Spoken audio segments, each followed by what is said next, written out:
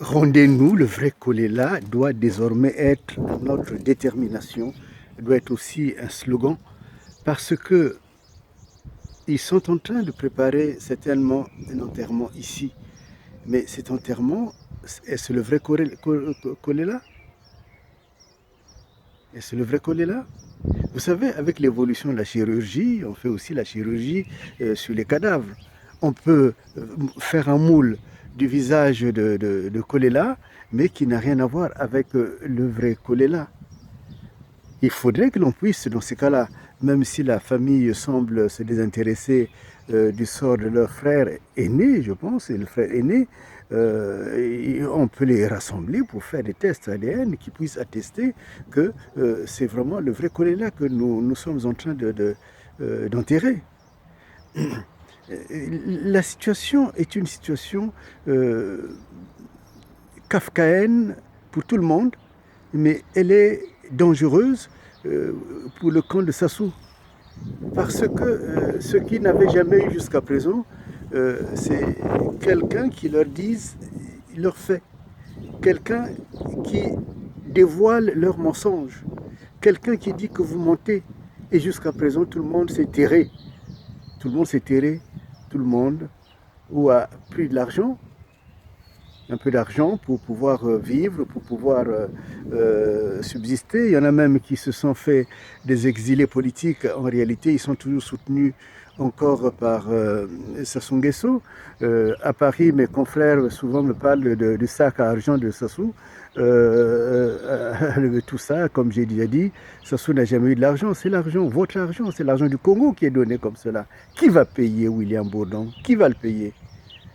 Ce ne sera certainement pas la famille Kolela, puisque on les voit bien, je crois qu'ils étaient 11, ils sont nés 11 de leur père, mais ce qui est étonnant, aucun ne se manifeste. Et Kolela a laissé les enfants qui sont adultes, aucun ne se manifeste. Il y a là quelque chose qui est grave pour la vérité, même pour la santé mentale de cette famille. Nous sommes dans une situation donc qui demande beaucoup de détermination, beaucoup de courage. Et c'est pour cela que je suis en pourparlers avec mes collègues chrétiens américains qui sont des avocats. On est regroupés dans une grande organisation.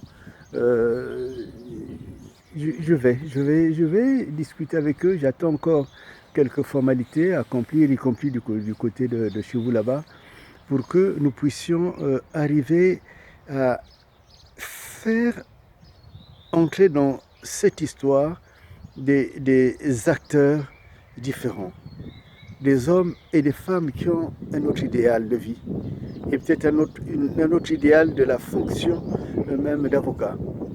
Vous vous rappelez le cas de Clinton qui a été pratiquement un doigt d'être chassé de la Maison Blanche. C'est un de ses confrères qui l'a fait.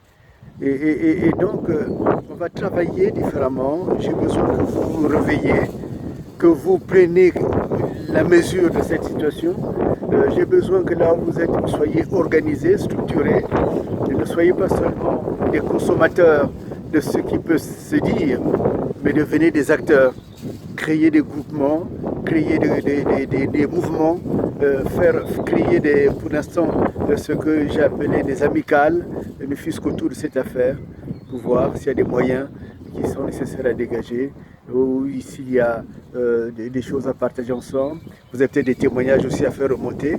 Tout cela, nous le ferons avec beaucoup de clarté. Je suis à l'écoute de tout le monde. Je suis à l'écoute de chacun de vous parce que je sais que vous avez souffert d'être enterré, de vivre pratiquement enterré, plus qu'enterré, en dessous même de la terre. Je ne sais pas si ça existe. En tout cas, longtemps on vous a enfermé là-bas et il est temps d'en sortir parce que vous êtes des vivants. Soyez des vivants. Il faut donc que cette affaire vous oblige à vous lever, vous oblige à vous réveiller. N'attendez pas qu'il y ait encore une autre affaire. N'attendez pas que moi aussi je sois éliminé ou que je sorte de ce monde. Maintenant, c'est maintenant. La vraie vie se vit maintenant. La vraie vie, ce n'est pas demain. L'obité, sikoyo, botelama, botelama, botelama. C'est vraiment le moment. Et cela, je le dis du nord comme au sud. Quand je parle des personnes, je ne suis jamais dans le jugement, je suis dans l'interrogation. Et donc, cette clinique, elle doit être interrogée. Celui qui l'a amené à la clinique doit être interrogé. Toutes ces personnes, il est encore temps qu'elles puissent parler. Et si elles parlent, le ciel va tomber sur les JDD, JDO, je ne sais pas comment il s'appelle, lui qui disait qu'ils ont bombardé le pôle et le ciel n'est pas tombé. Maintenant, le ciel est en train de tomber. Et quand le ciel tombe, c'est le feu de Dieu qui descend. C'est ce feu que j'appelle sur ce Congo.